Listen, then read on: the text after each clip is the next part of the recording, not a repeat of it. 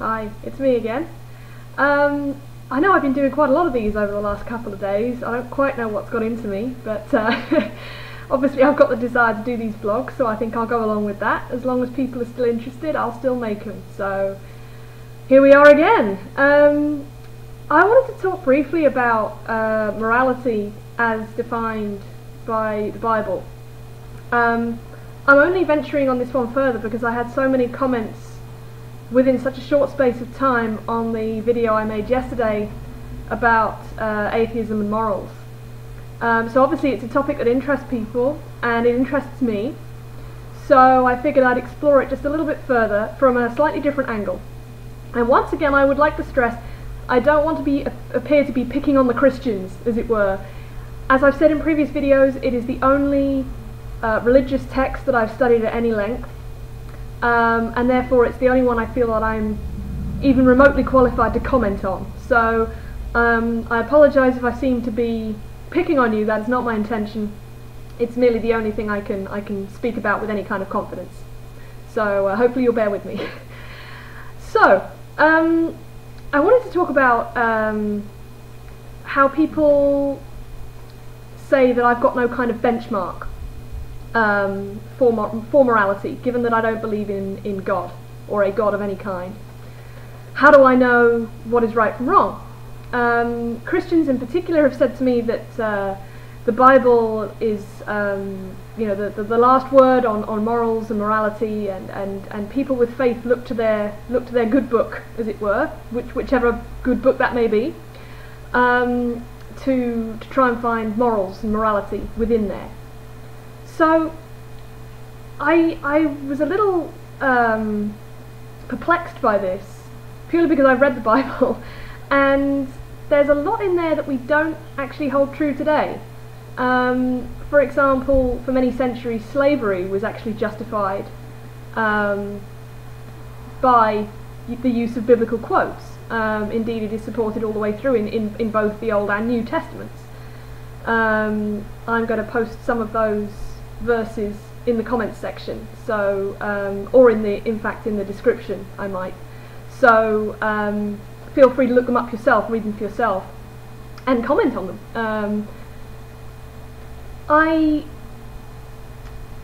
get the feeling that people do change their morals, regardless of whether they're religious or not. We all know that slavery is wrong these days. Slavery has been illegal for some time. Nobody, as far as I'm aware, keeps slaves anymore. If they did, they would be sent to jail for a long time. So people will accuse me of cherry picking the supposedly bad quotes from the Bible, but isn't that what Christians are doing when they pick and choose the quotes that they want to follow or not want to follow? For example, ignoring the ones about slavery and keeping slaves, but at the same time paying attention to the ones that say that homosexuality is wrong, for example.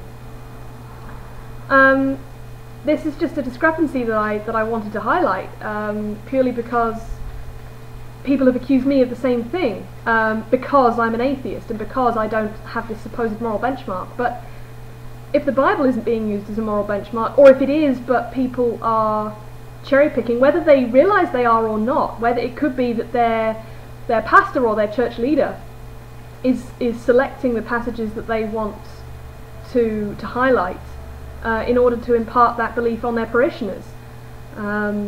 It could be either one of the two. I'm not saying that people are deliberately ignoring certain sections of the Bible. Some are, some aren't.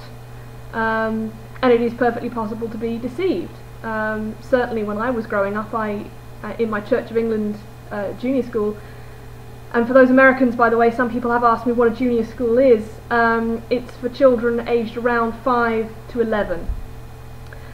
When I was in my Church of England junior school, we were never read passages on homosexuality or slavery from the Bible.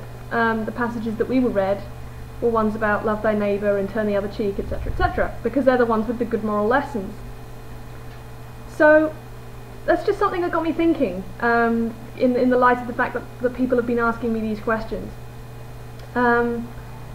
So yeah, that's pretty much it. I just wanted to highlight that point, and just, you know, sort of throw it back out there and see if it generated any more interest, because it's certainly an interesting topic for me.